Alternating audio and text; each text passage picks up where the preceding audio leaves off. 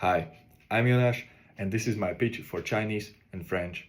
First off, I'll be talking about Chinese, as it is my primary language selection, and second off, I'll be talking about French.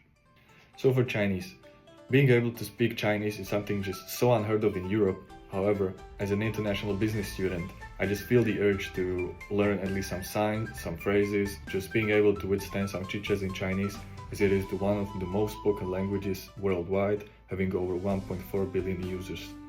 This could give me an advantage by just being able to communicate with a wider spectrum of people, and especially right now, as Asian market and its economics are on a rapid climb and will be really important in the nearest future.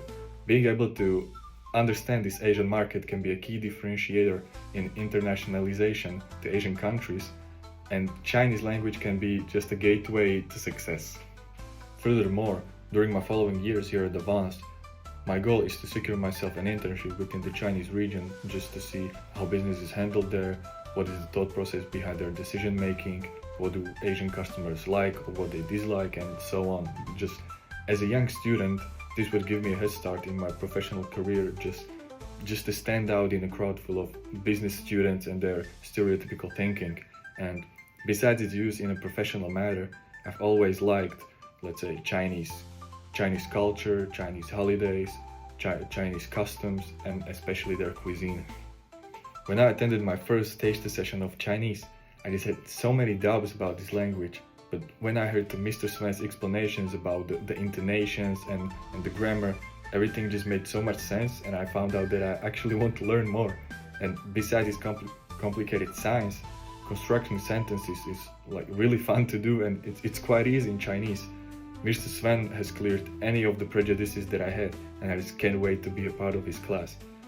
From what I've been told, we're supposed to reach a level of A1, which may not sound as much. However, it is enough to hold a simple conversations, and it may be a cornerstone if I want to pursue my Chinese language skills even further on.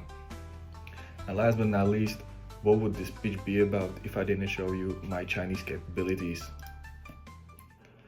在任何人国，现在我有冰淇淋，我很喜欢冰淇淋，但是速度999，冰淇淋，速度999，对，谁喜欢？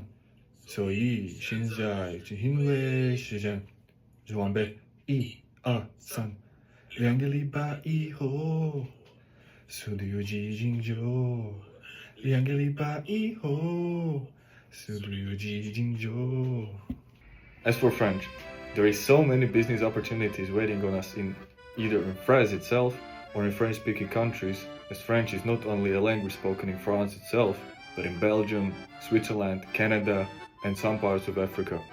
France is just around the corner from the Netherlands, which can lead to easier partnership and establishing bonds with other companies. It may not be as spoken as Chinese, however, it's one of the most spoken languages within Europe, having over 320 million speakers.